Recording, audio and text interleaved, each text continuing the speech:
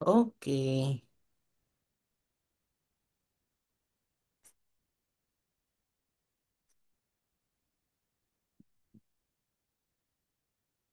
Alright kejap. Hmm.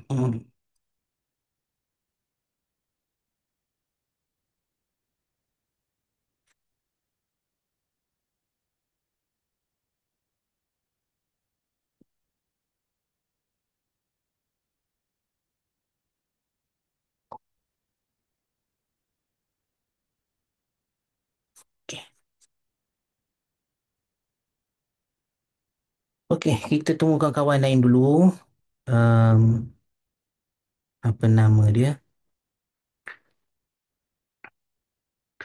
Kata orang hari ni kita buat kelas. Uh, Esok pun kita buat juga. Cuma tentang bahan hari ni kita pakai bahan yang cikgu panggil yang ketiga. Yang ketiga and then ada sebelum tu cikgu nak check suara cikgu dapat dengar dengan elok. Suara cikgu dapat dengar elok sebab hari ni kita bersiaran langsung daripada tempat lain.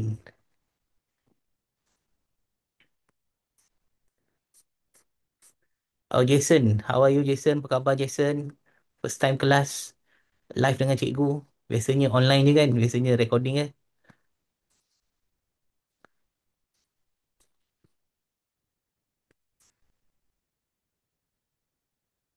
Okay.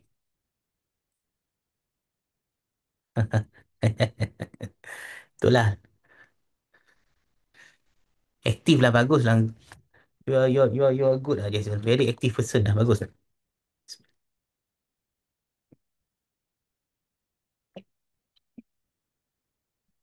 Tak apa. Hopefully the video will be helpful to you lah. And sebab tak boleh nak ni. So for these 2 days, korang kalau ada apa-apa nak tanya, just tanya je lah. Okay. Alright. Bismillahirrahmanirrahim. Kita mula. Sebab kita tak boleh nak tunggu lama tau. Sebabnya hari ni memanglah saya cakap 8.30 sampai pukul 10. Cuma apa yang cikgu nak sebut ialah hari ni memang kena habis pukul 8. Sorry, hari ni kena habis pukul 10. Because tomorrow kalau korang tengok hari ni kenapa kita lain sikit hari ni. Because today kita bersecara langsung daripada Kuantan. Cikgu daripada Kuantan ni. Cikgu di Kuantan sekarang ni. Dalam hotel lah. Esok ada seminar di Kuantan. So that's why hari ni kalau kita cikgu buat online sahaja. And tomorrow pun, tomorrow lagi lah. Memang confirm online lah. Sebab korang akan pergi pada Khamis. Okay, baik. So, uh, kita, jom kita mula. Kita tengok pada paper yang cikgu bagi hari tu. Hari tu, jom kita tengok The last class on the Friday, pada hari Jumaat hari tu, kita stop dekat macam mana buat dative bond. Macam mana boleh ada dative bond. Okay, so sebelum masuk dative bond dan sebagainya, jom kita ulang kaji sikit lah chapter 5 ni lah. Okay, chapter 5 ni. Please, tolong, cikgu minta sangat tolong. Untuk chapter 5 ni, tolong tengok video. Cikgu semalam malam ni cikgu akan release lah video. Tolong tengok video yang cikgu ajar template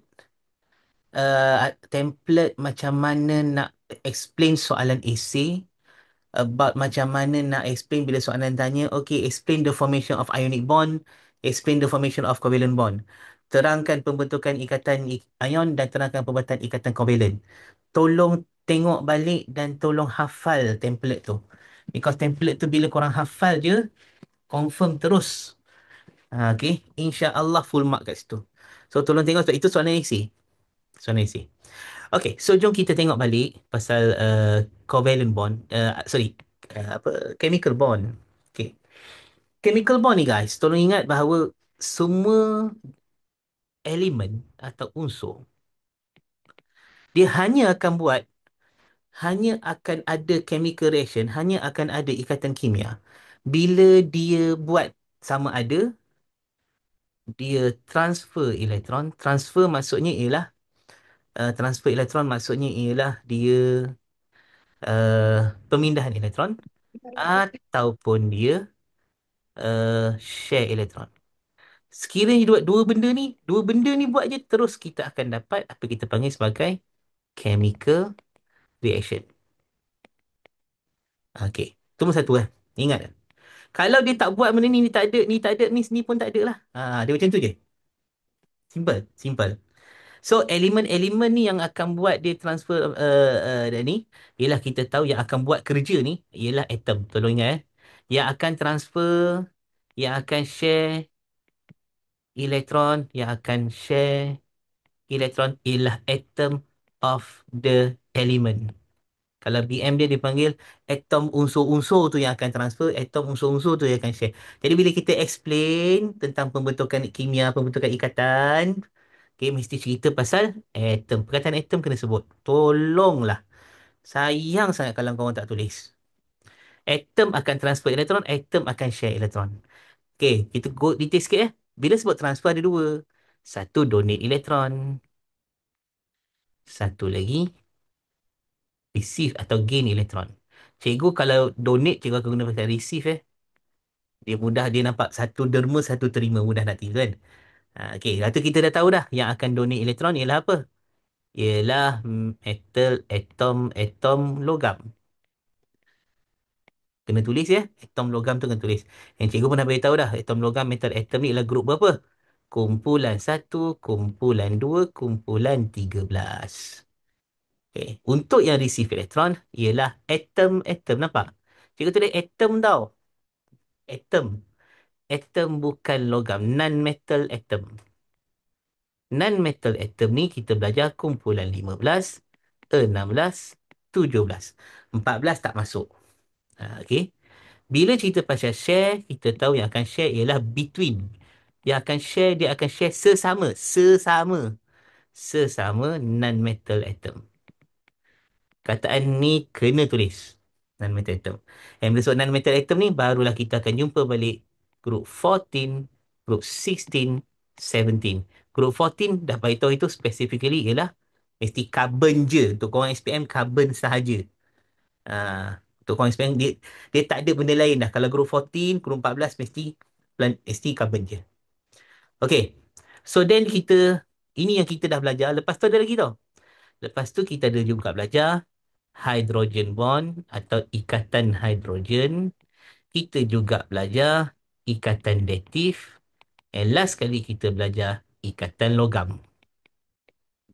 Okay, tolonglah ingat balik hidrogen mesti di antara hidrogen phone handphone. Phone handphone. Cerita dia. Phone handphone kita belajar.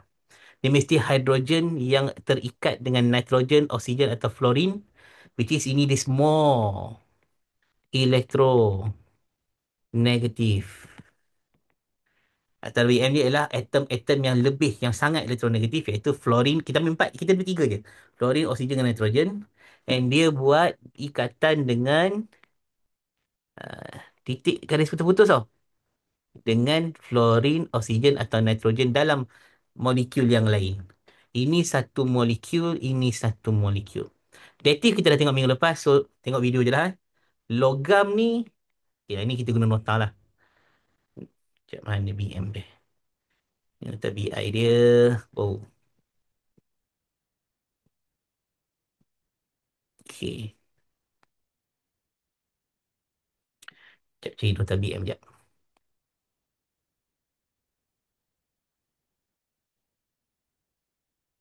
Okay, alright. Ni. Dia, ayat dia ialah, oh my god, cepatnya bateri habis. Sebentar.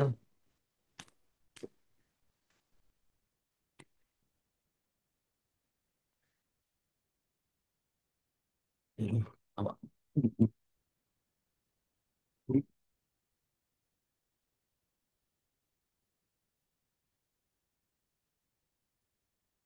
Okay.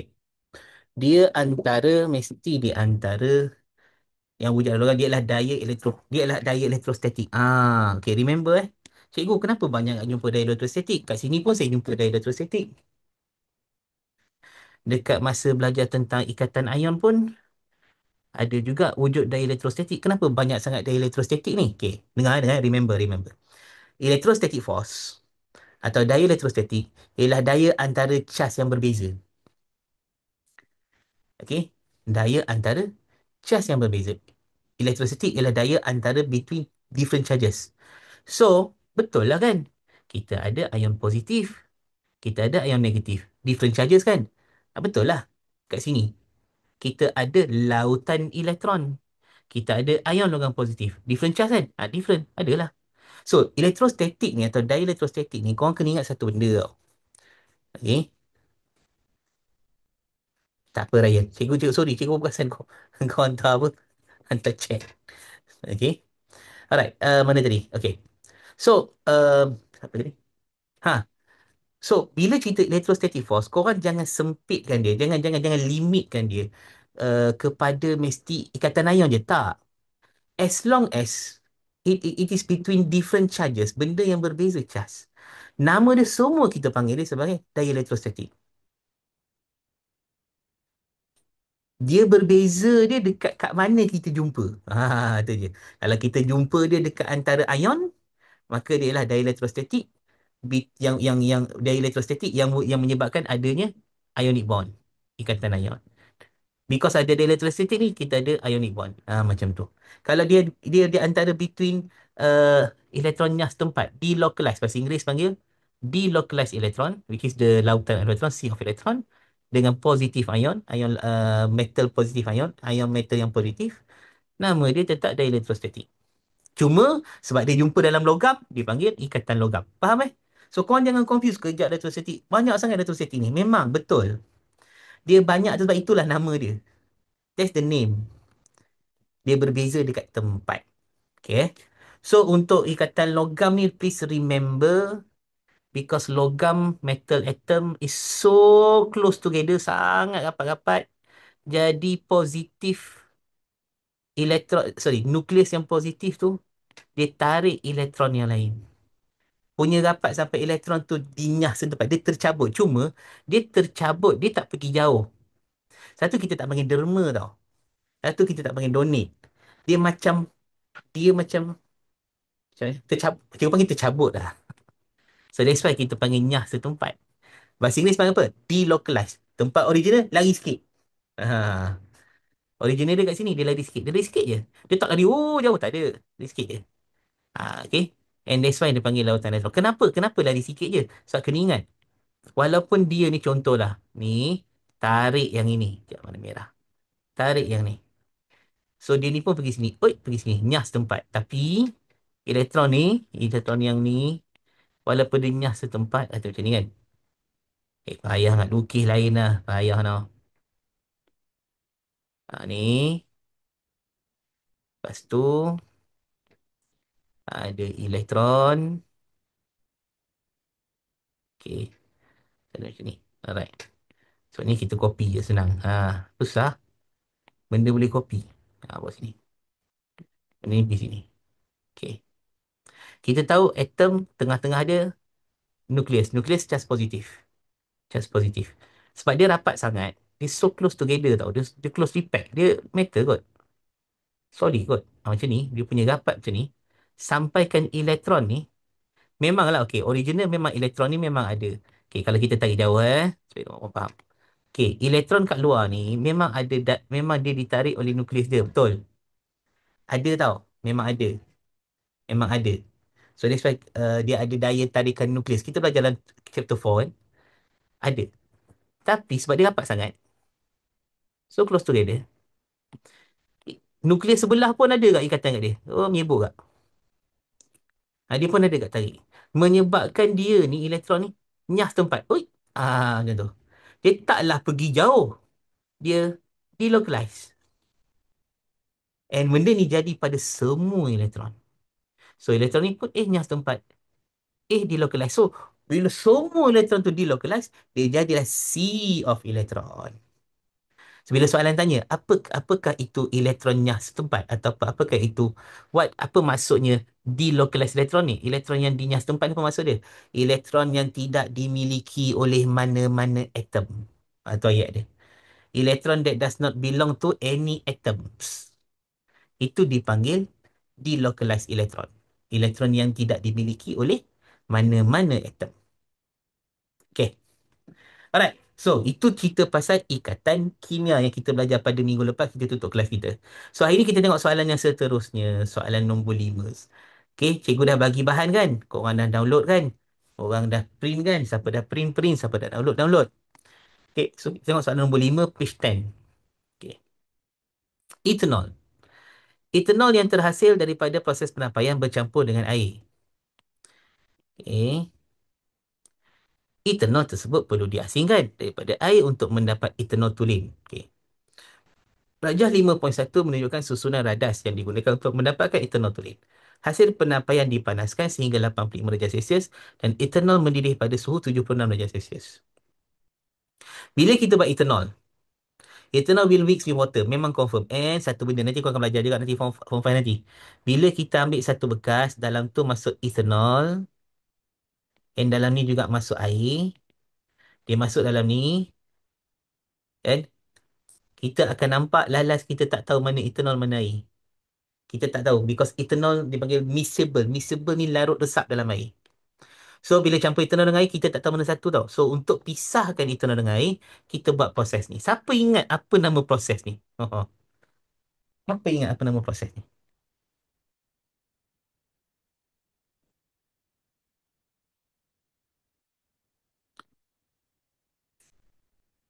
Setup ni. Siapa ingat? Ui, tak ada orang ingat. Menggerun kan? Dia ni yang ni nama dia ialah uh, penyulingan. Distillation. Distillation ni, okay, cikgu bagi ingat. Distillation ni ialah bila kita ada dua liquid yang two liquid that have different boiling point. DM dia ialah larutan dua cecair yang mempunyai dua uh, takat didih berbeza. Macam kes ni kita ada ethanol 76, air 100. So bila kita panaskan pada suhu 76 kan dia maintain. Dia akan maintain sehingga suhu 85 darjah Celsius. Kan? So 85 tu dah lebih 76 tapi belum sampai 100. So bila kita maintain macam tu, maintain kat 85, so siapa yang akan jadi gas? Ethanol je lah yang akan jadi gas. Sekejap, bagi ethanol ni buat bulat sikit lah. Ni. Ethanol jadi gas. Bila ethanol jadi gas, ethanol pun naik. Dalam gas tu naik. Lepas tu dia masuk dalam ni.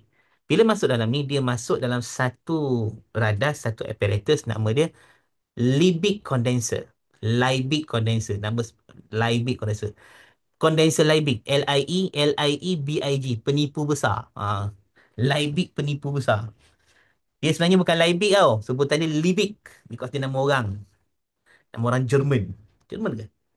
Jerman ke Perancis? Tak ingat lah. Tapi dia Liebig conduct. Nama dia Liebig. So, dia akan masuk dalam ni. So, dia nama dia condenser. Maknanya apa saja lalu dalam ni akan mengalami condensation. Kondensasi. Kondensasi kan tukar gas kepada liquid. So, bila sampai kat ujung ni, ethanol akan keluar dalam bentuk cecair. So, kita dah separate between water and ethanol. Water stay kat bawah ni, stay kat sini. Ethanol dah pergi kat sini because semua ethanol akan meruap, we become gas at 70 degrees darjah Celsius. Masuk. Okay Kena faham dulu, kena faham. Lepas tu tolong ingat, air, kadang-kadang soalan minta, cikgu risau juga ni. Soalan minta kadang ada label, air masuk keluar. Air mesti masuk pada bawah, keluar kat atas. Mesti masuk daripada bawah, keluar kat atas. Okay. So, jom kita tengok dia punya cerita dia. A. What does boiling point meant? Apa maksud takat didih? Tolonglah ingat. Ini ialah definisi. So, kita terus tengok definisi kita. Takat didih ialah, tukar je kat sini. Suhu malar. Apabila sesuatu bahan bertukar daripada, kalau takat didih tukarlah.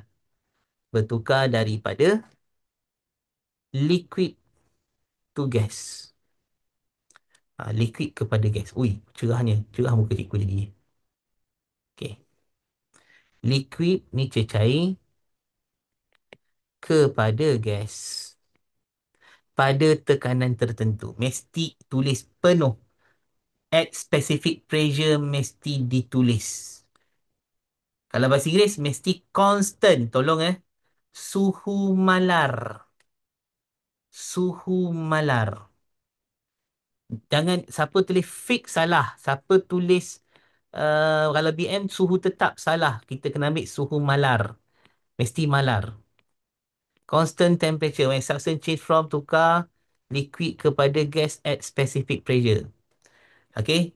Ini hafal. Kita tidak ada, tak ada apa-apa lah. So hafal. Dapat satu markah. Cikgu tak tulis tau.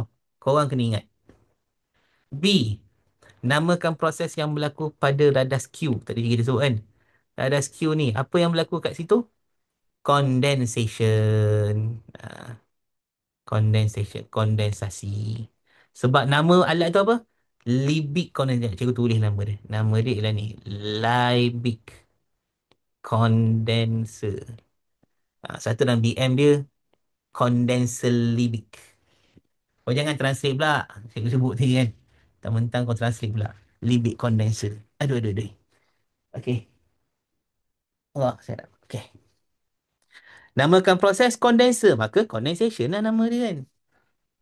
Nama pun condenser. So, condensation.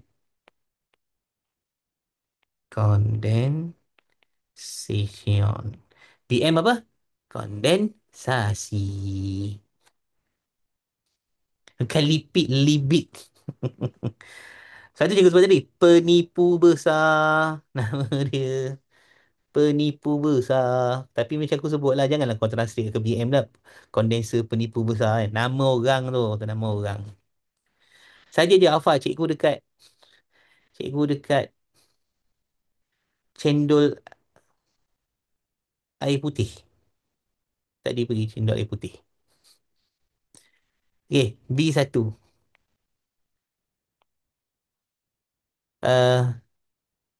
Lakarkan graf.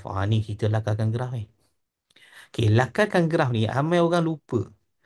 Graf pemanasan. Okay, graf pemanasan bagi ethanol bermula suhu bilik sehingga suhu mencecah 8 darjah dan tunjukkan tekad didih bagi ethanol pada graf tersebut.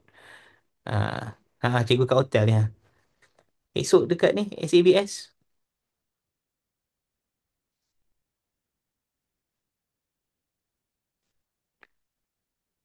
Okay, nombor 1 mesti buat ni. Okay. Nombor 2 mesti buat tajuk dia ni. Mesti masa. Ya ke? Alah, tak apa. Tak apa. Kalau tak tu boleh je. Malam ni nak ni okey je. Tak ada masalah. Cikgu okey je. Cuma nanti tengok-tengok rakaman lah. Sini tulis temperature, suhu. Darjah Celsius. Ni wajib Wajib. Okey. Nombor 2, bila ceritakan pasal graf lakarkan ni, sketch a heating graph, tolong bukan start pada kosong. Ingat semua heating curve, cooling curve, graf lengkung pemanasan, lengkung penyejukan. Tak start pada kosong. Siapa start pada kosong salah. Penyejukan pun sama nampak, cooling curve. Dia tak habis kat kosong. Nampak? Ni, bukan kosong. Tak. Dia start zero. Dia tak zero. Remember that Okay. Lepas tu dia suruh kita buat. Okay, macam biasa cikgu sebut lah start sini. Pakai pembaris dulu. Pakai pembaris dulu. Tengok sini. Okay, cikgu ni pun tinggi sangat. So, cikgu bawah sikit. Okay. Kau jangan pelik. Cikgu kenapa cikgu pelik sangat? Sabar. Tak habis lagi. Okay. Alright. So, lepas tu ingat mesti curve. Mesti curve. Bila curve, padam. Pakai pembaris. Lepas tu padam. Lepas tu ambil pensel. Memang kena pakai pensel kan. Okay. Lengkungkan dia. Ya Allah, tengok. Cikgu pun tak berapa dah sangat dah.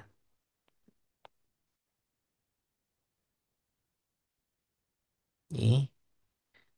Interesting. Hmm. Hmm. Okay. Okay.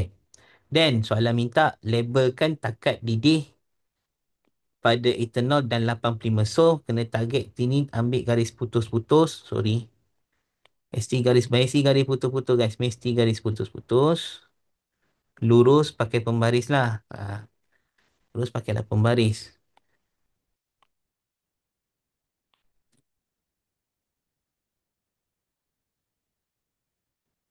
Lepas tu, sini pun. Mesti langgar. Jangan sampai sini. Mesti langgar. Sini. So sini kita tahu 85 darjah Celsius. You know this 85 degree Celsius. Sini kita tahu takat didih ethanol. Ah, boleh? Faham kat situ? Sekejap. Tengok sekejap. Oh.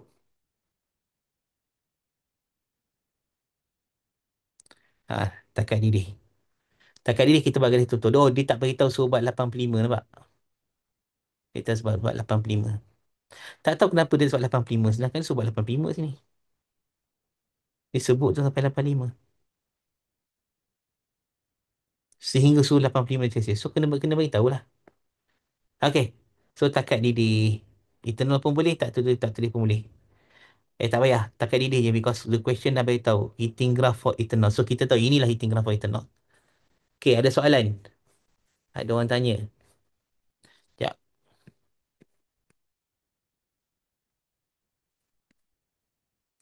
Suhu bilik tak payah. Suhu bilik tak payah. Suhu bilik, dia macam ni tau. Kerana suhu bilik tak payah tu lah. Sebab itulah kita tak start pada kosong. Kita nak beritahu kita start kat suhu bilik. Ah, kita start kosong sebab kita nak bagi kita sebagai stress. That's why heating curve, cooling curve, logik dia kenapa sebenarnya korang tak start pada kosong, melainkan korang duduk dalam bilik yang suhu dia kosong. Tu baru cerita lain lah. Barulah korang duduk. Memang korang, cikgu, makmal saya 0 degree Celsius. Macam dekat tundra je kau. Macam dekat ni. Barulah. Okay. Minit boleh, saat pun boleh. Tak ada masalah. Dua-dua boleh. Okay. Alright. Tengok soalan C. Ada soalan tentang ni. Question ni. Takat didih, mesti buat garis putus-putus, mesti curve. Ingat dia punya benda. Apa dia? Tak boleh start 2-0. Mesti curve. Okay, buat garis putus-putus. Tulis takat didih. Ingat tau. Okay. Next, lukiskan zarah ethanol semasa berada dalam turus penyuling P. Draw the arrangement of ethanol particle Y in the distiller column P. Column P kat mana column P? P kat mana? Kat sini. Dekat sini, dekat sini, solid, liquid, gas, guys. Kat sini. Solid ke liquid ke gas? Ethanol, ethanol.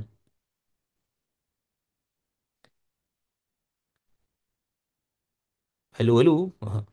Solid ke liquid ke gas? Betul lah, Alfa. Betul, Ryan. Betul, Arif. Arif betul ya. Saya sempat tengok Arifnya. Betul, Arif. Amir pun betul. Koji pun betul. Yes. Gas lah sebab tadi cikgu baru sebut kan dia naik gas kat sini. Kat dalam ni baru dia tukar kan jadi condense jadi liquid kan. Betul. Korang semua betul. Gas. Jadi lukislah gas. Ceritanya macam mana lukis gas? Oh, lukis gas paling senang. Buat je 3 titik. Kejap, korang dulu pernah dengar Hidden Mickey tak? Siapa yang tengok Disney zaman kecil-kecil tu sempat ke zaman korang? Cikgu dah tua dah masa tu tapi adik-adik apa orang tengok lah. Adik-adik cikgu apa anak-anak asuhan mak cikgu jaga budak. So tengoklah Hidden Mickey, mencari Hidden Mickey. Macam ni lah kita dia. Okay, kalau gas kau buat macam ni. Atau dengan gas kau buat macam ni.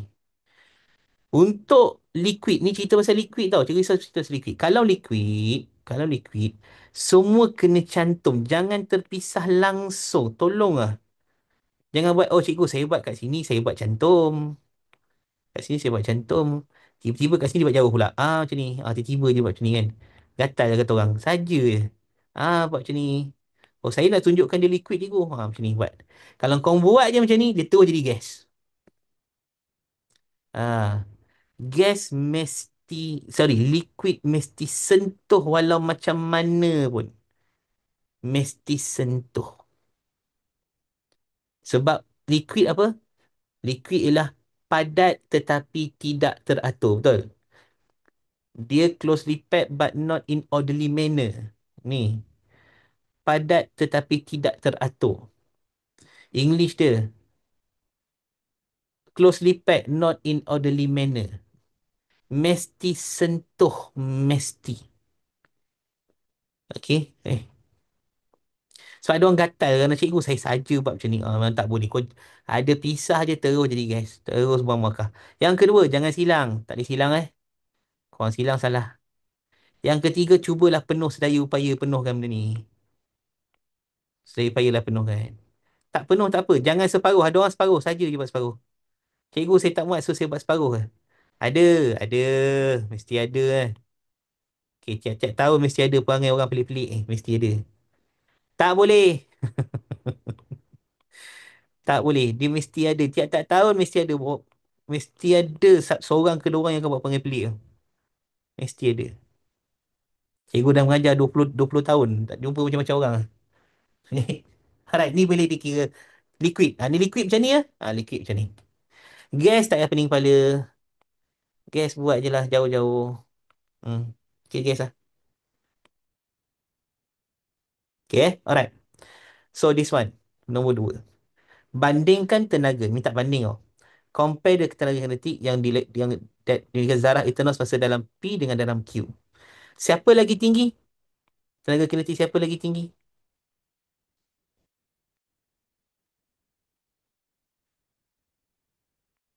Dalam Q lebih tinggi. Okay, satu tips. Satu tips. Tips ya. Tolong bila suruh perkataan bandingkan, compare. Perkataan yang korang wajib guna mesti lebih. Kalau BI, siapa-siapa dalam BI mesti tulis higher. Dia tak boleh. Kinetic energy in Q is high. Tak boleh. Mesti higher. Lower. Mesti in the form of comparison. Mesti dalam bentuk perbandingan. Kalau tak ada perbandingan, tak dapat markah mengikut SPM. So kita ni nak SPM tahun depan dah. Jadual dah keluar. Tak dah jadual dah keluar. Takwim dah keluar. Takwim batch. Takwim untuk korang 2026 dah keluar. Takwim bukan takwim SPM, takwim sekolah. So memang korang akan periksa awal bulan 12. SPM korang memang bulan 12. Confirm. Confirm. Okay. Silap-silap bulan 11 memang confirm lah. Amali. Macam tahun ni lah maknanya. Cuma korang akan lagi awal. Okay. Alright. Oh, silap-silap bulan 11. Cikgu risau bulan 10 Amali, bulan 11 pesa tau. Cikgu risau sangat bulan 12. Tengah bulan 11 tu ialah SPM korang. Sebab tahun ni 25 bulan 11 course paper. Bertulis Writing SPM tahun ni batch 08 ialah uh, 25 bulan 11 BM dia orang. So korang ni kalau ikut pattern mungkin korang akan periksa 5 14 15 mungkin minggu kedua November.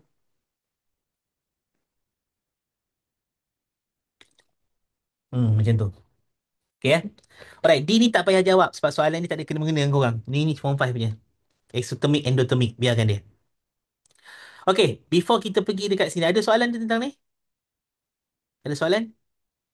Bila soalan minta explain, kata soalan minta explain, tulis kat sini apa state, apa keadaan dia kat sini.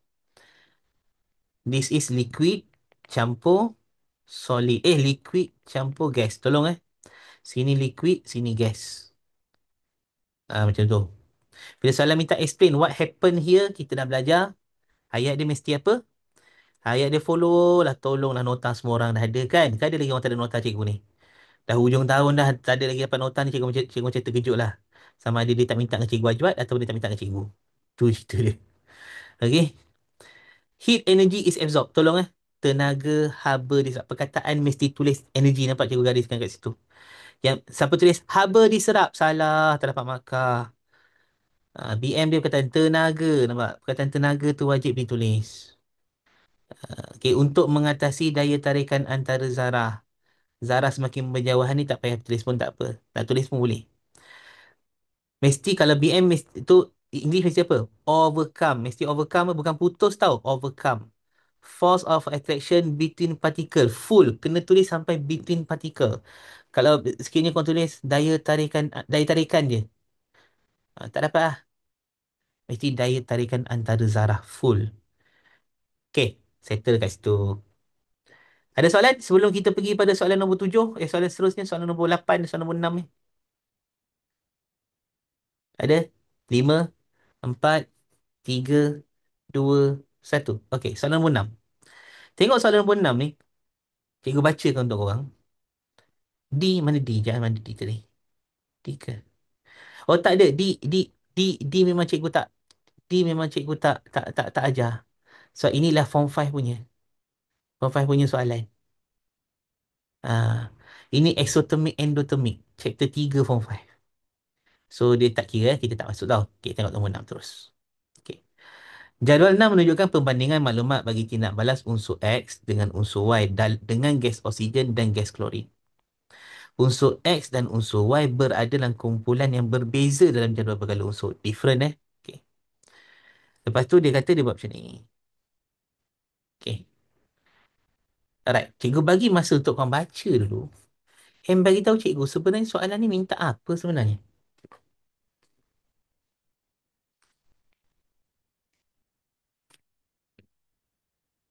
Chapter berapa? Chapter berapa pasal apa? Chapter berapa pasal apa?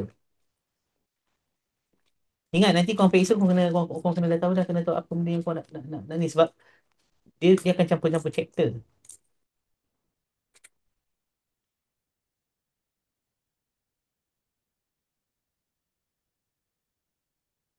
Chapter apa ni?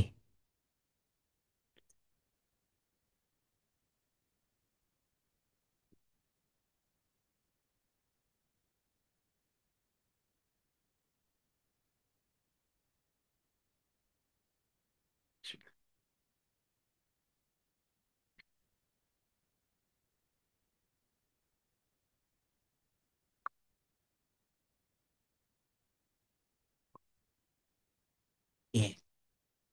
Farhan jawab. Oh betul Farhan. Yes. Betul. Okay. Betul. Alpha. Okay. Ryan pun okay. Ada yang jawab chapter 6. Ada yang jawab chapter 4. Dia sebenarnya lah chapter 4. Okey, bab 4 jadual berkala unsur, betul.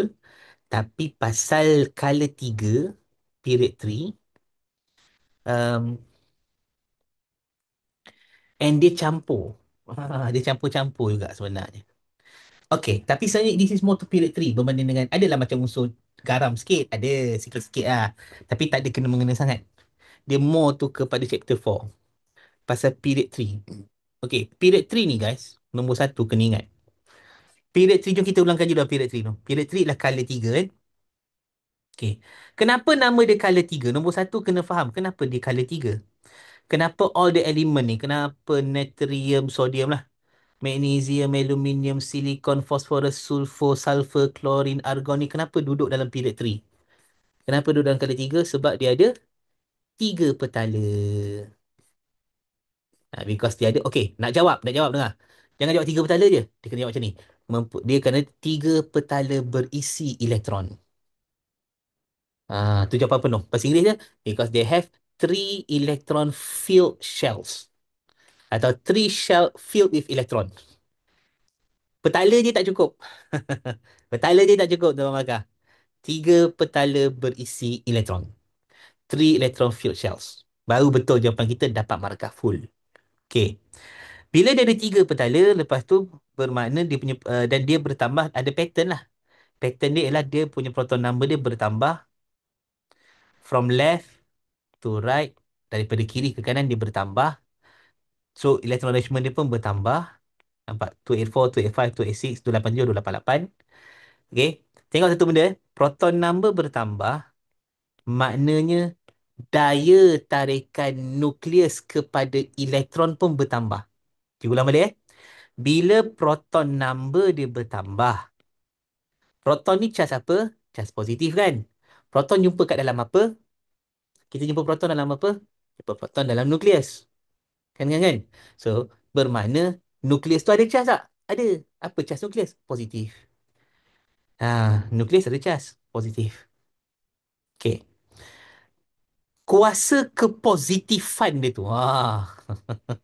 Kan panjang susah nak sebut kan? So, kita sebut nama nama senang je. Daya tarikan nukleus kepada elektron. Kan? Positif kan? Daya tarikan nukleus kepada elektron. Bahasa Inggerisnya ialah the force of attraction of nucleus towards electron. Okay. Increases. Naik. Itu pegang tu, tu pegang tu. So, dia sebenarnya makin dia ke kanan tu, dia ni makin tambah, tapi nampak petala dia maintain. Menyebabkan kesan dia apa? Kesan dia ialah saiz makin kecil across the period. Maknanya paling besar siapa? Na paling besar. Paling kecil siapa? Argon paling kecil. Okay? Electronegativity increases across the period. Apa itu electronegativity? Lagi senang tarik elektron. Mestilah yang paling hujung ni lagi senang sebab power dia sampai 17. 17 ni dia yang paling senang nak tarik elektron sebab sampai 17 power nukleus dia paling power. Kuasa positif nukleus dia paling power. Macam kuasa positif boy pula. Okay? Paling power. Sebab dia sampai 17. So that's why di sebelah kanan electronegativity increases. Ah, okay? So bila dia tarik, aduh. Ni penerangan dia. Kenapa pula dia makin kecil? Ni penerangan dia. Because bila number of proton increases. Eh, tapi number share dia sama. Jadi cikgu sebut tadi, nuclear attraction force atau apa force of attraction of nucleus kepada elektron dalam shell pun bertambah, betul? Jadi dia tarik ke mana? Dia tarik ke arah nukleus. Nukleus duduk kat mana? Nukleus duduk kat tengah. Jadi dia tarik shell tu, dia tarik ke dalam. Bila tarik ke dalam, nampak semakin kuat dia tarik elektron tu ke elektron shell tu. Jadi menyebabkan dia tarik ke dalam, jadi apa je pada saiz? Saiz tu makin kecil lah. Sebab dia masuk ke dalam. Boleh faham? Itu sebab dia ada kena-mengena dengan kuasa kepositifan nukleus tu. Tapi jangan cerita macam tu dalam PESA. Dalam PESA guna ayat dan nota cikgu ni senang. Ni. Ni bab awal dulu lah, bab awal dulu. Macam Alpha baru masuk kan. Dia yang baru masuk kan. Daripada awal macam Kujit masuk dari awal dah tahu dah cerita ni. Kan Kujit kan, cikgu dah cerita ni pada awal itu kan rasanya. Kujit pada awal. Siapa pergi pada awal? Raik pun pada awal. Eh, Ryan pun pada awal tak? Kan? Ni cerita-cerita lama kita, cerita lama kita. Ya. So itu idea dia suruh tarik masuk dalam. So you want to put it into words. Pemahaman tu faham dah. Cikgu bantu pemahaman untuk kau dapat into words yang bagus dalam markah, gunalah nota ni. Dapatlah markah. Okay. Idea tu idea dia. Okay, jom kita tengok soalan dia tak habis lagi ni. Okay, soalan dia kata, bagaimana unsur-unsur dalam jadual berkala unsur disusun? How are the element in the periodic table of element is arranged? Okay, dalam atas soalan dia boleh juga sebut apakah prinsip yang digunakan dalam susunan unsur dan jadual berkala unsur? Kalau cikgu lab bagi tahu kalau cikgu lab bagi tahu cikgu pakai wifi ni apa? Wifi apa? Cikgu pakai wifi hotel ni. Okay. So, bagaimana unsur dan jadual berkala unsur disusun ataupun soalan minta what is the principle apakah prinsip yang digunakan dalam susunan unsur-unsur dan jadual berkala unsur? Maka jawapan kita mestilah guna sebiji apa yang dalam cikgu punya nota ni kita guna yang ni. Susunannya ialah ascending order. Atau dalam BM dia lah susunan menaik. Okey, boleh tak tukar kata increasing order? Boleh. Siapa pasal BM, BI boleh tukar. Increasing order diterima. Okey.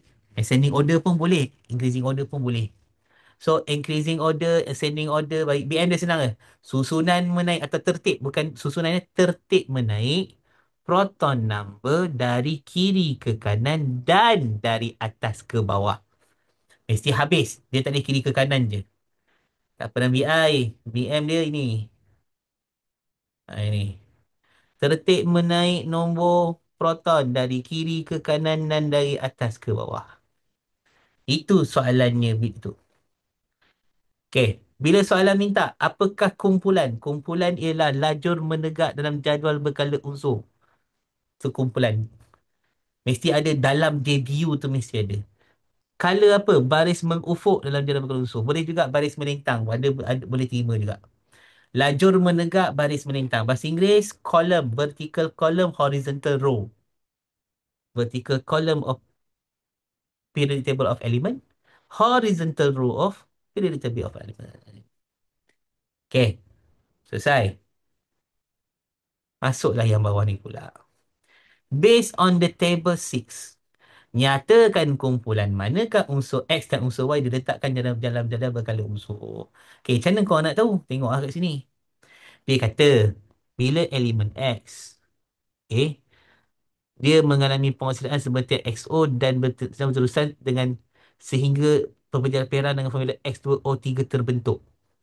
Okey. Hmm.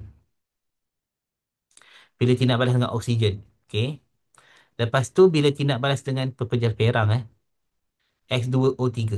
Yang tindak balas dengan klorin terbakar dengan terang menghasilkan pepejar warna perang formula XSL3. Okey. Alright. Y pula bila tindak balas dengan oksigen mengalami pengoksidaan pepejar putih Y2O dan larut dalam air membentuk larutan beralkali. Menarik tau. Bila terbalas dengan klorin terbakar dengan klorin dengan berlebihan untuk pepejar dengan pula YCl2. YCl.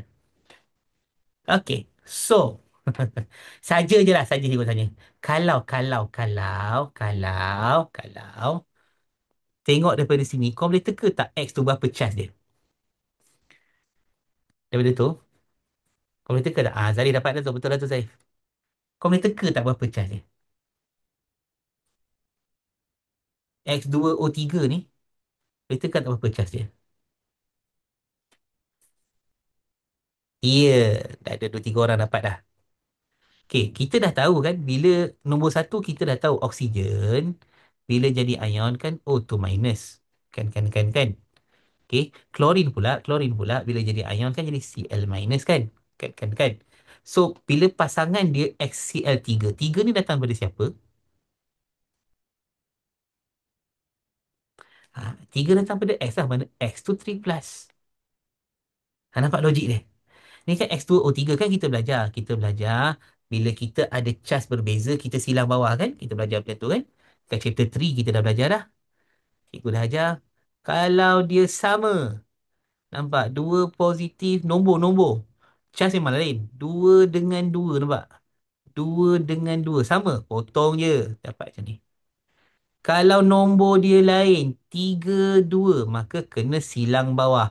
Tiga pergi ke sebelah sana, dia silang ke bawah. So, tiga ni X punya, dua tu Y punya. Dan kalau dia datang bundle ni macam ion tu datang sekaligus macam ni, kena buat bracket. Okay, jadi kita tengok tadi, kita tahu dah dia ni X3, so kita tahu dah dia ni X3 plus. Bila X3 plus, okay, ada clue. Clue nombor satu, dia ion positif. Ion positif ni derma ke terima? Ion positif ni derma ke terima, guys? Derma kan? Bila derma maknanya dia logam ke bukan logam? Metal ke non-metal? Dia metal. So, dia bila metal, dia duduk belah kiri. So, dia kumpulan 13. Di group 13. Ah, yes, betul Ryan. Yang ni pula Y2O. Kau rasa dua ni datang daripada mana? Dua ni datang daripada ni kan. So mana sini berapa? Positif satu. Satu lah. Sama macam ni YCl. Cl confirm minus. So Y pun plus lah. So dia bila plus mana dia donate berapa? Dia dah derma berapa? Derma satu elektron. Derma satu elektron dia kumpulan satu. Macam tu cara dia. So that's why macam tu kita tahu unsur X. Apa kumpulan dia? Kumpulan satu.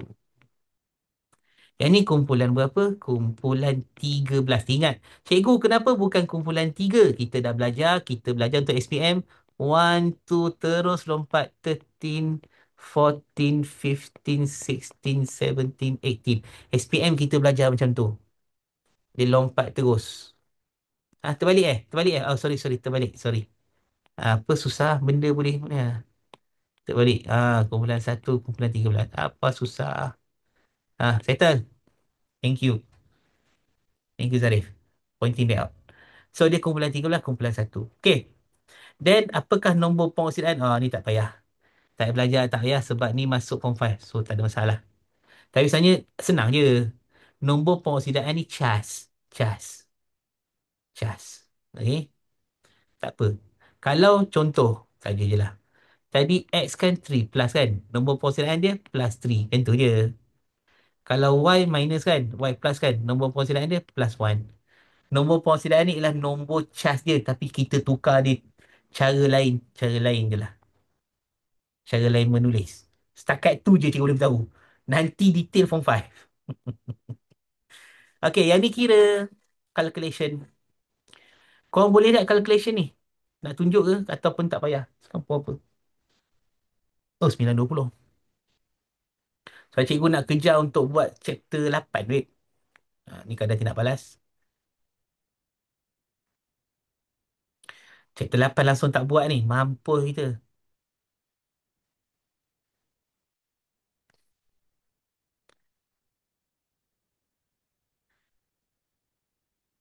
Tak perlu tunjuk lah ya. Okay, tak perlu tunjuk. Okay. Allah saya Muhammad. Okay. Bila saja sikit ya. Soalan minta oh tak sekejap eh. Menghasilkan oh tak ada apa. Okey, satu benda cikgu beritahu. Bila jumpa soalan disebut dia berlebihan, excess tu jangan ambil kira dalam calculation. Kita ambil yang limited atau kita ambil yang terhad. Ingat kita bila kita nak kira buat pengiraan, kan kita nak ambil nisbah kan cikgu ajar. Ni saja beritahulah supaya nampak sikit je. Ada kita tahu step emak makan roti sardin. We know that. Kita tahu kita kena buat persamaan dulu, lepas tu kita cari nisbah, ratio dengan jawab lah kan. Okay. Di isu kat ratio ni tau. Dekat ratio ni kadang-kadang soalan akan bagi dia akan bagi 2 mol kat sini. Kita dapat 2 mol. And mol tu berbeza. You have two different mol. Dua bilangan mol yang berbeza. So, masa kita nak pergi ratio kan kita buat hubungan kan dengan apa yang kita tahu, dengan apa kita dapat dengan apa soalan tanya kan. Kita kena pilih mol yang kecil. Mol yang kecil bermaksud limited, terhad. Jangan ambil mol yang besar. Kerana kalau kita ambil mol yang besar, kita ambil yang berlebihan. Hasil tindak balas bergantung kepada bahan yang terhad. Siapa lagi ingat cerita ayam goreng yang cikgu cerita itu? 5 ketul ayam mentah tambah dengan 500 gram tepung. Kan orang buat goreng-goreng ayam goreng kan? Kita akan dapat berapa ketul ayam goreng? Kita dapat 5 ketul ayam goreng. Logik lah kan? Logik lah. Okay. Katalah lepas tu kita cakap, tak nak, kita nak tambah tepung. Tepung tak nak 500 gram. Kita nak ayam kita banyak tepung. So kita tukar from 500, kita tukar jadi 800 gram tepung. Berapa yang goreng kita dapat? 5 ayam mentah, 800 gram tepung yang orang guna untuk goreng ayam tu. Ha. Berapa ayam goreng kita dapat? Kau dapat 8 ayam goreng ke? Tak kan? Still dapat 5 kan? Kenapa 5? Because still follow yang limited. So, sama tak dengan chemistry? Chemistry pun sama tak? Kenapa cikgu cerita benda ni? Sebab ada soalan-soalan salt. Cikgu kita mungkin sempat tak sempat bincang soalan tu. Tapi akan ada soalan garam yang korang dia akan bagi ada 2 mol. Maknanya dekat reactant ada sini pun ada mol, sini pun ada mol. So kena ingat masa buat ratio tu kena ambil mol yang kecil. Itu. Sebab dia memang ada. Memang soalan boleh ada. Lagi-lagi soalan Selangor. Soalan Selangor dia tahan tau mengada dia. Minta maaf cakap lah. Soalan Selangor dia punya mengada dia lebih sikit. Uh,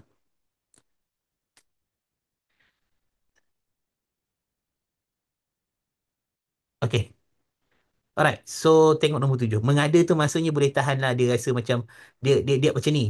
Dia memandang tinggi kepada pelajar-pelajar di Selangor dan Kuala Lumpur. Dia cakap budak-budak ni mesti pandai. Okay.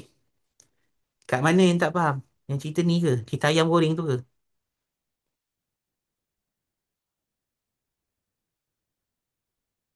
Ah, tak apa.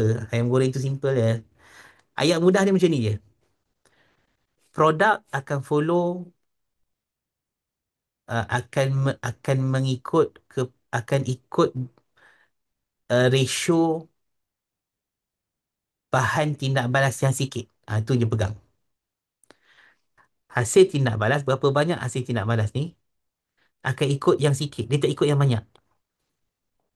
Dia akan ikut yang sikit. Macam ni lah. 5 yang mentah, 800 800 tepung. Kita tambah tepung. So tepung ni dah lebih. Original tepung berapa? 500 je. Ini this is yang betul-betul dia punya kiraan dia. Okay. Kiraan dia macam ni. So bila kita 5 yang mentah dengan 500 gram tepung, kita akan dapat 5 ketul ayam goreng. Logik lah. Lepas tu cikgu sebut tadi. Kita tambah tepung. Means tepung dah jadi berlebihan. Bukan 500 dah jadi 800. Tak nak lah 1000 lah double. Double tepung. So bila double tepung, berapa ayam goreng kita dapat? Bertambah ke ayam goreng kita? Ke sama eh? Tambah ke sama? Kalau tambah ke sama? Cuba jawab sikit. Tambah ke sama? Kalau tambah, tolong ajar cikgu. Aku nak stop mengajar. Aku nak jual ayam goreng je. Uh, aku nak jual ayam goreng je. Sebabnya untung gila kot. Kan? Tambah tepung, ayam yang tambah. Kau tambah tepung, tapi ayam tu jadi banyak. Uh, untung berniaga. Modal 5 ketul ayam. Boleh jual 500 ayam goreng. Kau dah tambah dari mana 450 tu? Seronok. So, mesti sama 5 juga. Maknanya, dia tak ikut yang lebih. Dia ikut yang sikit. Benda ni, benda yang asas dalam semua pengiraan chemistry. Dalam semua konsep chemistry. Kita panggil equivalent mass. Dia law of equivalent exchange.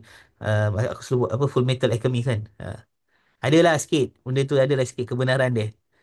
Okay, dalam chemistry kita cakap total mass belah sini mesti sama total mass belah kanan. Mesti sama. Dia takkan hilang. Itu nanti bukan form 4, bukan form 5, bukan bukan form 4, bukan form 5. Dia STP. Dia ada konsep dia. Konsep dia. Okay, baik. Kita nombor 7. Kita nombor 7 eh. Okay, Rajah 7.1 menunjukkan susunan radas yang digunakan untuk mengkaji kadar tindak balas antara zinc dan asid hidroklorik. Okay, zinc dengan hidroklorik asid. Okay, nampak ni pelik sikit. Saja je lah, saja je. Bila korang dapat setup macam ni, korang rasa lah kita kumpul, kita tengok gas ke tengok mass? Kalau dapat setup macam ni, tengok gas ke tengok mass? Sebab kita dah belajar awal-awal kan. Tengok jisim ke tengok gas yang kita kumpul? Tengok jisim. So, kenapa cikgu sebut macam ni? Refer pada nota yang kita ada. Masa cikgu ajar kadar tindak balas, kita pernah belajar dan cikgu pernah sebut bahawa kau don't worry, memang dia keluar 3 ni je. Kan cikgu sebut kan? Dia akan keluar 3 ni je. Macam mana pun eksperimen dia akan keluar 3 ni je. Salah satu daripada 3 ni. Dan kita kena tahulah, okay, kalau setup dia macam ni, ini kita nak kumpul volume of gas produced. Kita nak kira berapa usi padu gas yang terhasil. Kalau setup dia macam ni, mana kita nak tahu, okay, jisim bahan tindak balas yang digunakan. Kalau keluar je tanda X macam ni, ialah untuk ukur masa untuk benda akan terbentuk. Tengok tanda X hilang, dia punya kadar tindak balas ialah satu per masa. Satu per masa adalah rate of reaction, dia kadar tindak balas. So kita tengok gambar ni, gambar yang ni kan. Ah, so ini sebenarnya nak kira jisim bahan tindak balas yang digunakan. Dia mesti antara 3 tu. Kalau keluar gambar rajah, kita dah kena tahu. Bukanlah, kita dah kenal lah, kenal. Bukan kena hafal pria pun. Kita dah kenal. Okay. Ajar, bila jisim, bila mass, dia akan increase ke dia decrease? Mass of reactant. Reactants. Reactant is bahan tindak balas ya guys. Reactant dengan produk.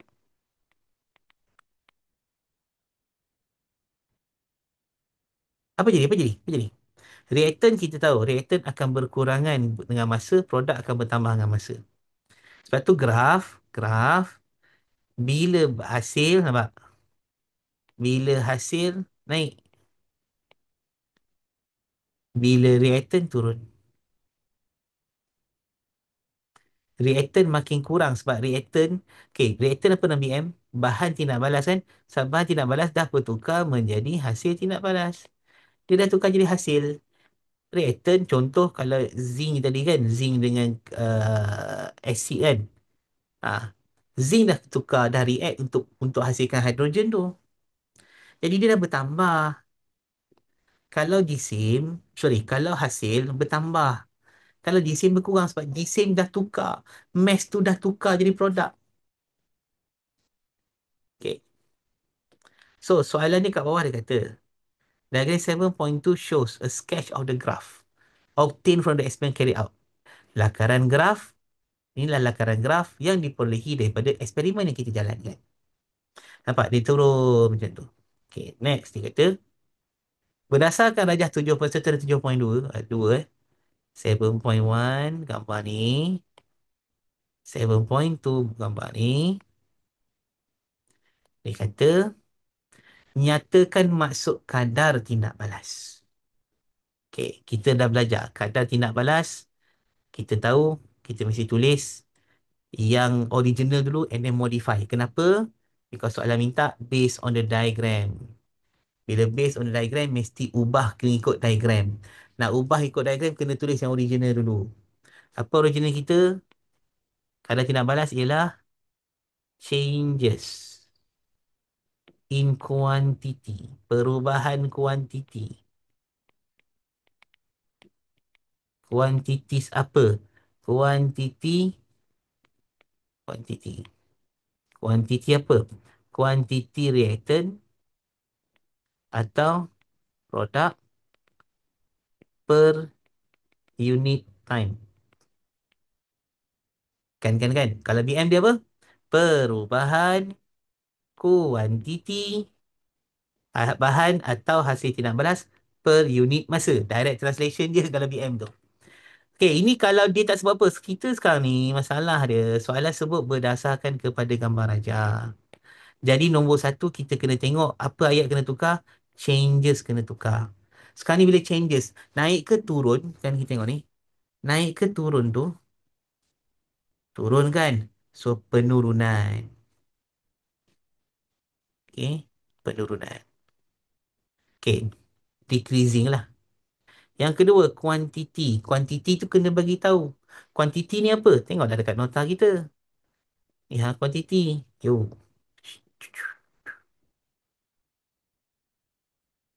Quantity berdasarkan benda. Kalau isi padu, volume pakai centimeter cube, decimeter cube. Kalau mass pakai gram. So, kita kata apa? Quantity dia. Quantity dia di same kan? Jadi, ya Allah, sekejap. Changes in mass lah. Tukar perkataan mass. Quantity potong, tulis mass. Ni potong, tulis decreasing. Penurunan, jisim. Jisim apa? Kena sebut nama dia. Sebab ni hasil apa nama dia? Kalsium, zinc. Zinc lah, zinc. Ah. So, penurunan jisim, the mass of zinc. Itu kita tukar per unit time. Ada juga setengah orang kat luar sana. Sekejap, cikgu minta maaf, cikgu berubah tempat sebenarnya. Cikgu duduk bersila. Duduk bersila ni dia. Dia kebas. Aduh, ya Allah. Okay. So, uh, ada orang cakap cikgu tak payah tukar decreasing tu, kena tak, ini maintain. Okay, ini maintain. Ada orang suruh maintain. Maintain pun boleh, tak ada masalah. Tapi cikgu, macam cikgu sebut lah. Cikgu memang mengambil betul-betul. Bila sebut perubahan tu mesti bagi. Inilah prinsip saya ialah. Bila jawab kimia, jawab paling detail, sedetail-detailnya, semeticulous ni kata orang kan. Uh, okay, so decreasing of mass in mass of zinc per unit time. Kalau BM dia apa? Penurunan jisim zinc per unit masa. So boleh faham ni? Katalah soalan tak cakap apa-apa. Ni tak ada. Kita nyatakan masuk ke data nak balas. Kita tulislah yang original. Perubahan kuantiti bahan atau hasil tindak balas per unit masa. Changes in quantity of reactants or product per unit time. Boleh? Okay. Determine the average rate of reaction for the entire reaction. Kita dah belajar macam mana nak kira. Bila soalan sebut je perkataan purata.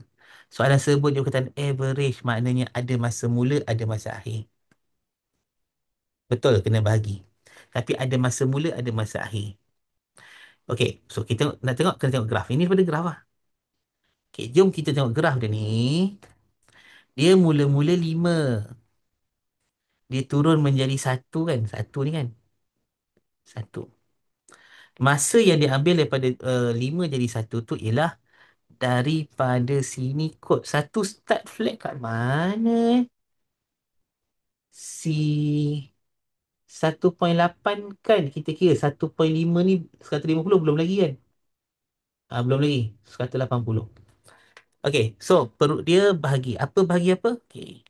Nombor satu kita belajar dia mesti perubahan. Okay, kuantiti. Dalam soalan ni apa perubahan dia? Perubahan jisim. So berapa perubahan jisim dia? 5 tolak 1. Ini kena jaga-jaga sebab biasa kita buat soalan kan soalan produk. Soalan produk kan naik je terus kan. Naik je. Lepas tu kita pun ambil terus kan. Tak ada tolak-tolak kan. Terus kita ambil. Ni ha, kita ambil. Tapi bila bila apa bila bahan tindak balas, bila reaktan, kita kena tolak.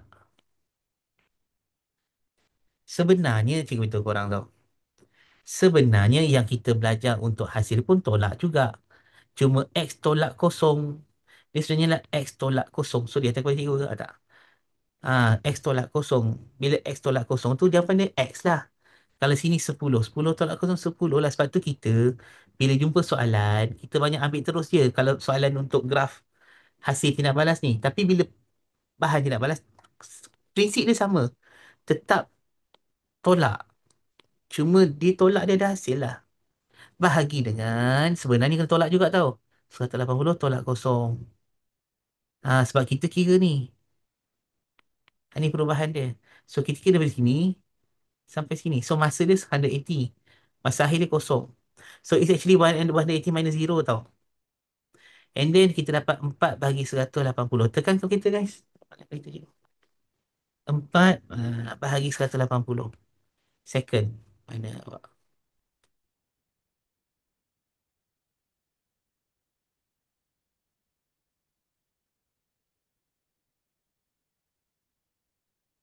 Jawapannya 0.00222. Ambil berapa titik perpuluhan? 3 titik perpuluhan. Ah, rate of reaction, satu tips ya. Rate of reaction, kalau nanti nak balas, jawapan kita mesti 3 titik perpuluhan. Cakaplah apa pun 3 titik perpuluhan, aku tak kira. So, 0.002 0.022 gram per second. Faham kan kenapa gram per second kan? Sini gram second. Okay, setakat ni faham calculation dia.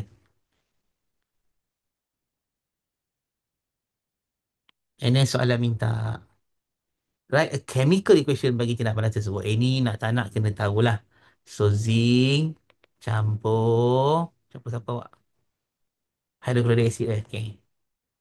Zinc campur hydrochloric acid dapat zinc chloride campur hydrogen.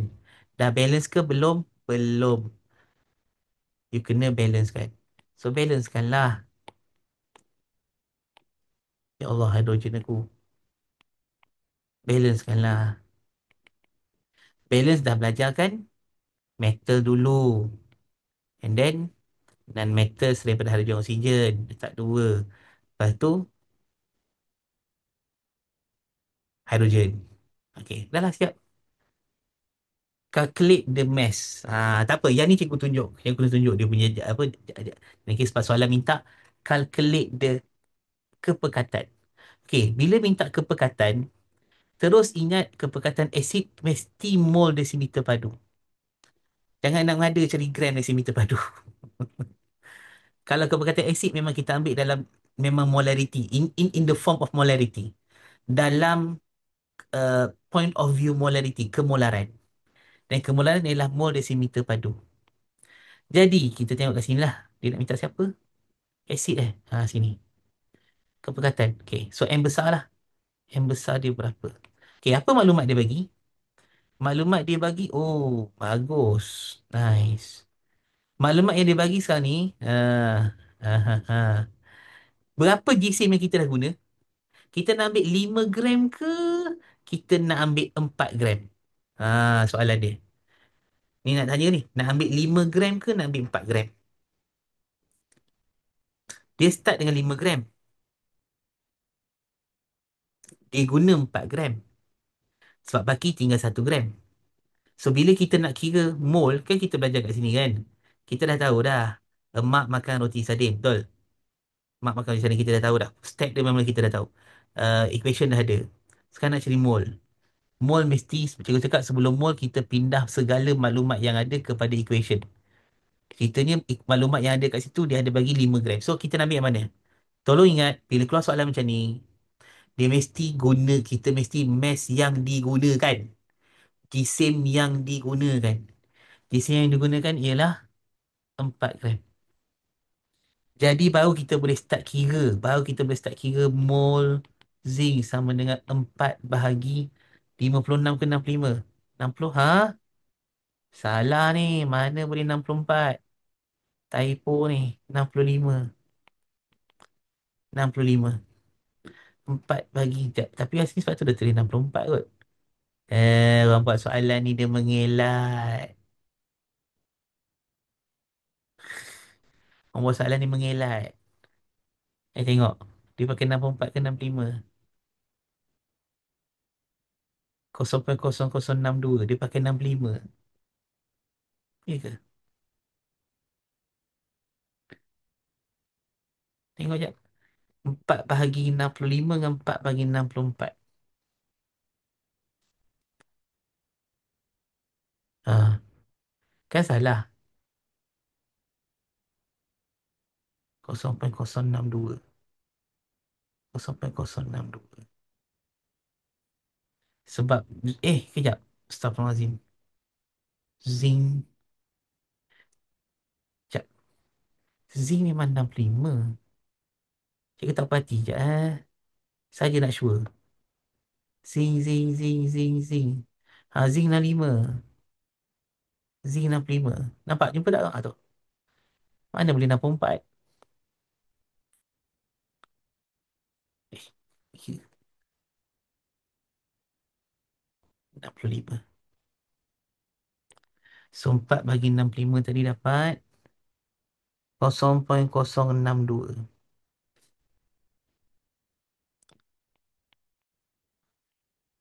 Okay.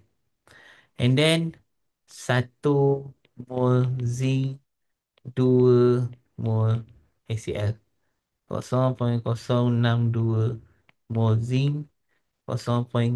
Kali 2 kan? Kali 2. Kali 2. 0.123. 0.123. 1, 2, 3 mol HCl. So, dia minta volume dia berapa? Volume dia 50 cm cube. Jadi, mol sama dengan MV over 1000. Mol sama dengan, so M sama dengan molarity HCl. Sama dengan, kejap, tulis je lah formula dia dulu.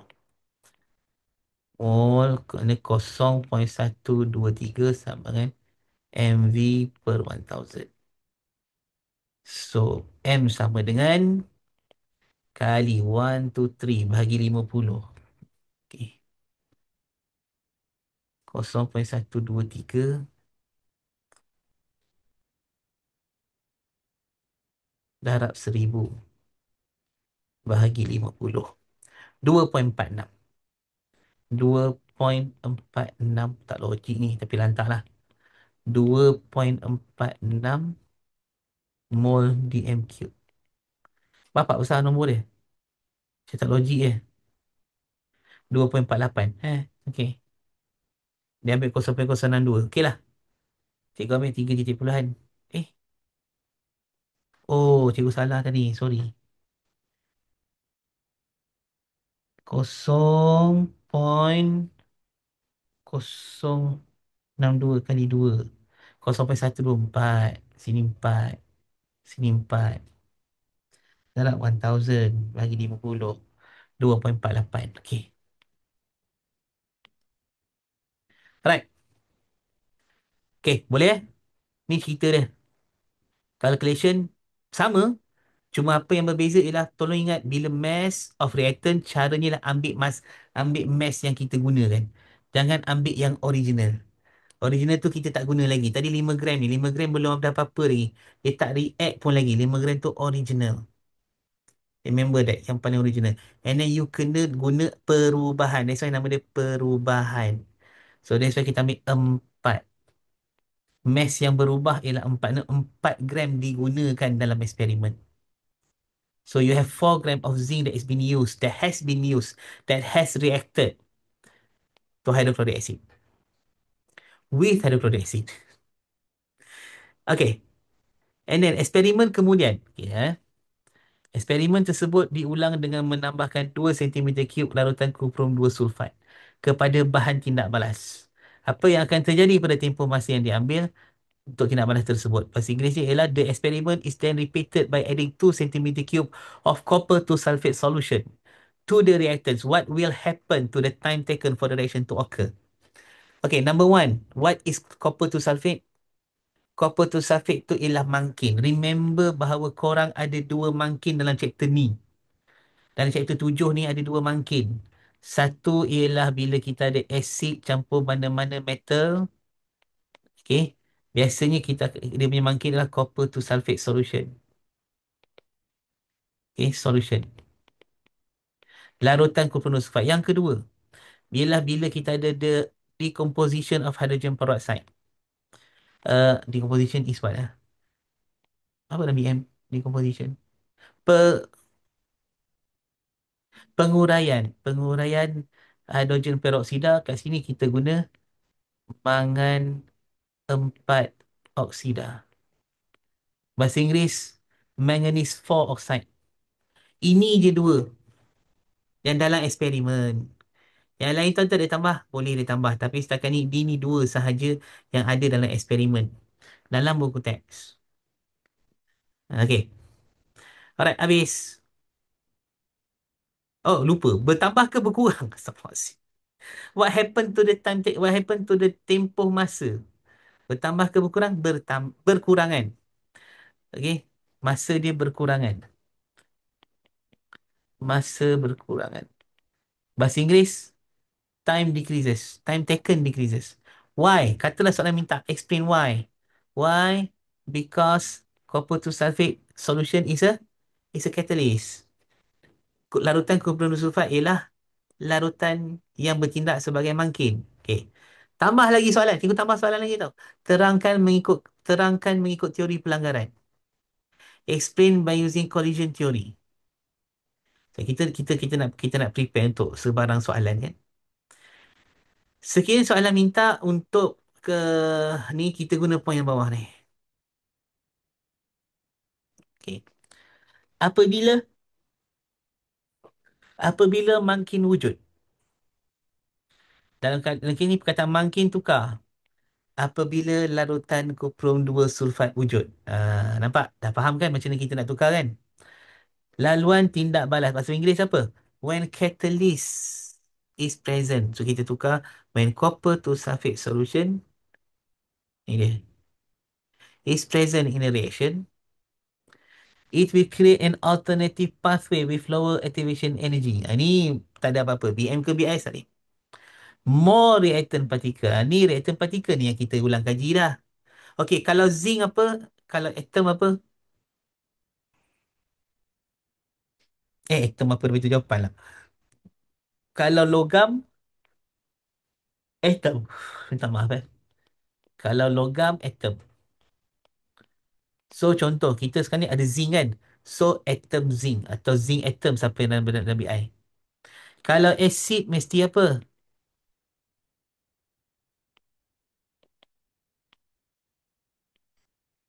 Acid mesti apa? Ion hydrogen. Kalau karbonat, kalau kalsium karbonat atau apa-apa logam karbonat, apa dia punya zarah dia? Particles dia?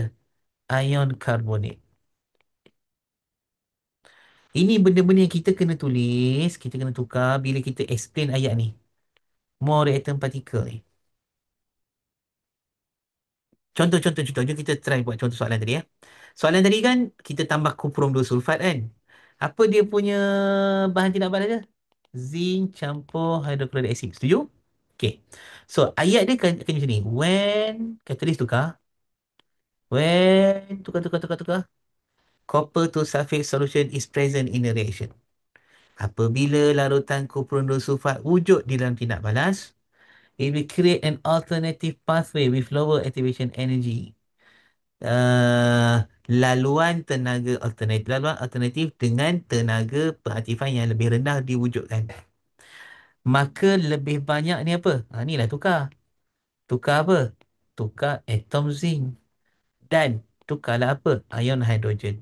So ayat dia akan jadi more zinc atom, Zn atom, more zinc atom and hydrogen ion can achieve lower activation energy. Dan PM dia semakin banyak atom zinc dan ion hidrogen yang boleh mencapai tenaga pengaktifan yang lebih rendah. Jadi frequency of collision between reactant particle increases. Again, ini pun tukar. Sama macam tadi. Dan BM dia apa? Frekuensi pelanggaran berkesan. Terus. FOPB. Kalau English dia FOEC. 48. Okay. Kalau BM dia frekuensi. Sudah. Tiba jam. Frekuensi pelanggaran berkesan. FPB. Kalau bahasa Inggeris FOEC. So, kena sebut dan ini pun kena sebut. Apa dia? Frekuensi pelanggaran berkesan antara atom zinc dan ion hidrogen bertambah atau lebih, kata orang, yalah bertambah lah sebab dia cerita dia tak compare dengan siapa-siapa. Jadi rate of reaction pun bertambah. Okay, pause kejap. Boleh faham tak ni cerita pasal cikgu nak minta tanya betul? Boleh boleh korang ambil nanti bila keluar periksa boleh jawab ke rasanya? Boleh full mark ke? Jawab tu insyaAllah full mark. Boleh full mark.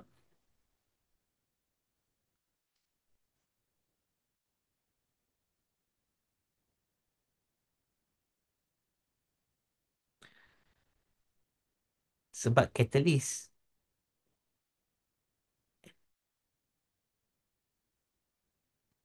InsyaAllah. Zarif kau dapat Zarif Zarif dapat template. Essay kita orang dapat banyak template nak jawab. Wow. Mana dapat banyak template jawab? Okay. Then kita dapat rate of reaction. Okay, settle lah tu. Settle lah. Okay. Okay, alright. So, Eden dengan ni soalan ni. Okay, tengok B pula.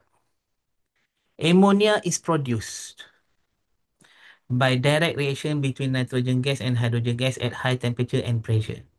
The ammonia production company is looking for the most optimal production method so that the production rate can be increases. Okay. Dia kita buat tekanan hidrogen tinggi, lepas tu okay, baik. So ini dia punya cerita dia. Set satu gas nitrogen hidrogen, suhu dia 500 dengan 30. Bila suhu 500, percentage ammonia dia 30. Tapi bila nitrogen, gas nitrogen campur dengan besi suhu tidak boleh 350 dapat 70%. 70%. So dan the company chose set 2 as the method that should be used. Company syarikat pilih set 2 sebagai kaedah yang kita guna pakai. Using the concept of response rate. Response apa benda BM kau ni ya Allah BI. The concept of rate of reaction ya Allah, response rate ni direct. Ni ChatGPT ke apa ni ya Allah. Concept of rate of reaction. Okay. Justify the choice made by the company. Okay. Alright, nombor satu. Rate of reaction. Kadar tindak balas. Nombor satu ada apa ni? Sebut besi. Sebut besi berfungsi sebagai apa? Mangkin. Mangkin. So, bila ada mangkin, so kita tahu dia akan, sama lah. Kita ada mangkin. So, sebab itulah kita pilih yang kedua. Sebab mangkin tu akan menyebabkan guna suhu rendah pun boleh dapat 70%. Tak payah 500 pun. Kat sini kan kena 500. Dah lah pakai 500, 30% je dapat hasil dia. Ini bila ada tambah sahaja dengan sebut besi, X catalyst. Guna 350 je dapat 70. Itu cara kita explain. Macam ni nampak. Soalan apa tadi? Yang bawah ni. Ni. Nampak? Sebut besi digunakan sebagai mangkin. Kehajaran mangkin meningkatkan kadar tindak balas. So, dia sesuai lah. Okay. Settle. Ada soalan sebelum kita ni? Dia satu lagi soalan. Soalan ni. Uh, boleh lah. Kita ada sikit lah. Ni garam bawah ni. Okay. Alpha ke... Alpha yang mana Alpha? Mana Alpha? Yang ni ke? Yang ni ke? This one? Set 2. Kita pilih set 2 sebab set 2 ada mangkin, ada catalyst. So catalyst akan increase the rate of reaction. Sebab ada catalyst tu kita kalau cikgu lah, dia akan mendapatkan hasil tindak balas. Sorry, dia akan meningkatkan kadar tindak balas, the rate of reaction, increase the rate of reaction. Okay, habis. Yang ni pula last.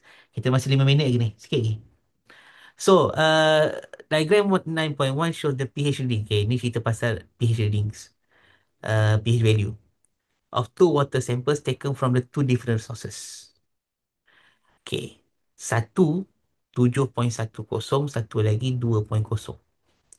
What is the range of pH scale? Apakah julat bagi skala pH? Skala pH julatnya bermula daripada 0 sampai 14. Bukan 1 sampai 14.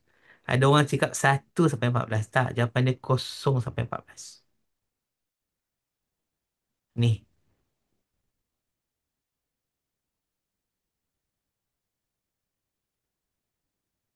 Bila soalan minta skala pH scale, jawapan dia 0 sampai 14. Ha, Kena terima cikgu bukan satu ke? Ini gambar ni ialah gambar dalam buku teks. Kena kena gaduh dengan gaduh orang buat buku teks. 0 sampai 14. Okey. Hitung kepekatan. Menarik ni. Hitung kepekatan kedua-dua larutan satu dan tentukan tentang manakah kepekatan ion hidrogen yang lebih tinggi. Cadangkan bagaimana anda dapat mengurangkan kepekatan ion hidrogen dalam sesuatu larutan. Okey. Nak kira kepekatan. Of course, kita buat apa? Kita kena guna log. Okay, kita ambil yang ni dulu. Ingat kita ambil ni. pH. pH ialah negative log H plus. Jadi pH dia 2. So 2 sama dengan negative log H plus. Lepas tu kita jadikan dia log H plus sama dengan negatif 2. So H plus sama dengan 10 negatif 2. H plus 0. Apa ni? 1.01. 0.01 mol decimeter cube. Ini cara setiap kali kita jumpa kawan patut dah okey dah ni. Kita dapat banyak kali dah soalan macam ni. Okey. Untuk 7.10 ni, saja nak tanya lah.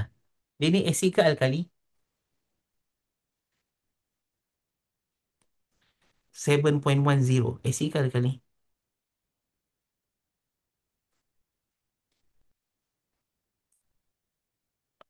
Alkali lah kan? Sebab 7. Dia dia alkali lah sebab 7. 7. 7 is neutral kan? Alkali, terima kasih. Tapi sangatlah lemah alkali dia. Betul sangat. It's a very, very, very, very weak alkali. Okay? Biarkan dia kejap. Okay? Right. So, sebab soalan minta BKA. BKA sebab dia alkali. Kena ingat, alkali tak boleh ambil direct. Alkali tak boleh ambil direct. Alkali kena tukar jadi pOH dia dulu. So, untuk alkali kena ambil dulu. Because dia sekali kan.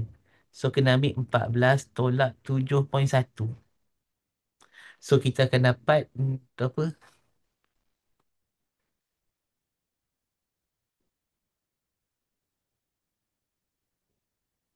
6.9. So, ini dia punya pOH. And then baru kita boleh cari kepekatan dia. So, cikgu beri kat atas ni tau. Sama je, sama je. So, pOH sama dengan negative log OH. POH dia adalah 6.9. Okay. Sama dengan negative log OH minus. Lepas tu jadi kita cokat terus lah. Korang dah tahu dah ni. Sama dengan 10 kuasa negatif 6.9. Kan? Atau macam tu lah jawapan dia.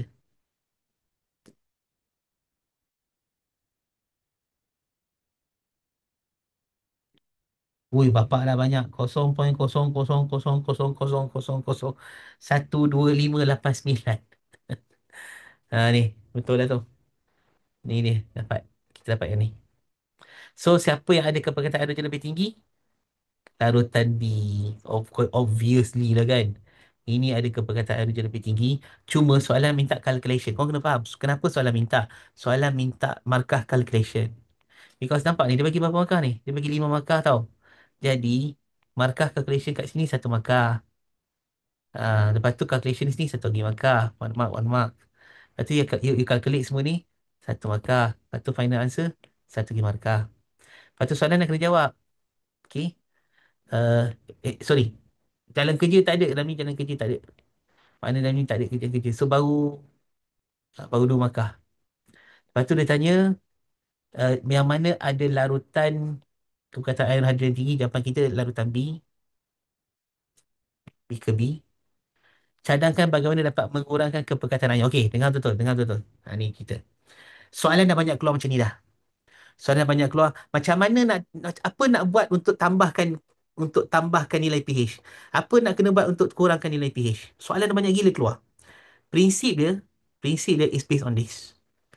Kalau kita nak nilai pH turun, kena tambah asid. Kalau kita nak nilai pH naik, tambahkan alkali. Based on this, kita jawab soalan. Because kita belajar bila the concentration of hydrogen ion increases, pH value decreases, menurun. When the kepekatan ion hidroksida meningkat, jadi nilai pH pun meningkat. So based on this punya conclusion, dia suruh kita jawab soalan ni. So keluar je soalan, cadangkan macam mana nak mengurangkan kepekatan ion hidrogen. Mengurangkan kepekatan ion hidrogen bermakna menambahkan hidroksida kan. So tambahlah NaOH. So dia tambahkan larutan NaOH atau KOH atau apa-apa sahaja alkali. Cikgu cadangkan ambil je NaOH, ambil je KOH, ambil je sodium hydroxide, ambil je potassium hydroxide. Tak payah nak fikir benda lain lah. Confirm dah. Tak payahlah nak tambah-tambah. Tak payah apa pening kepala. Dan lagi satu cikgu dah sebut kan. Kita belajar tiga je alkali. Alkali kuat NaOH, KOH. Alkali lemah ammonia solution. Kita guna apa kita ada. And insyaAllah dapat markah. Alright. So tomorrow. Uh, tomorrow nanti kita akan jawab sikit soalan B ni.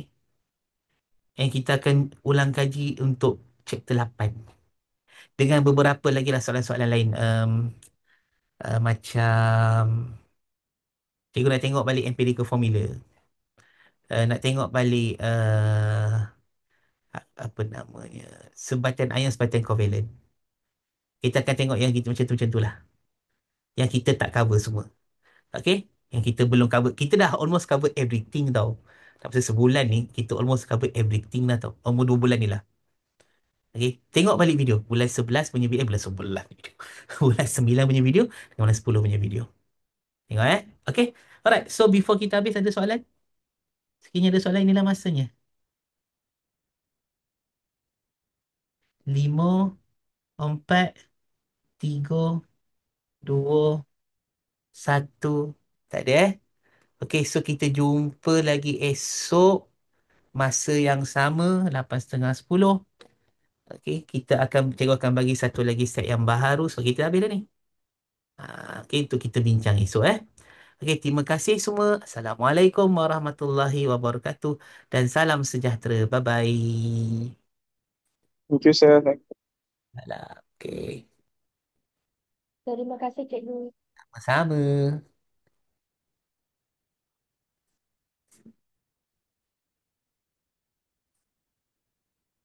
Okay.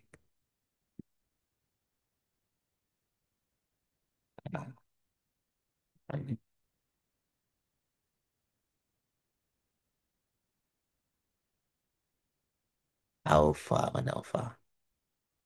Sekejap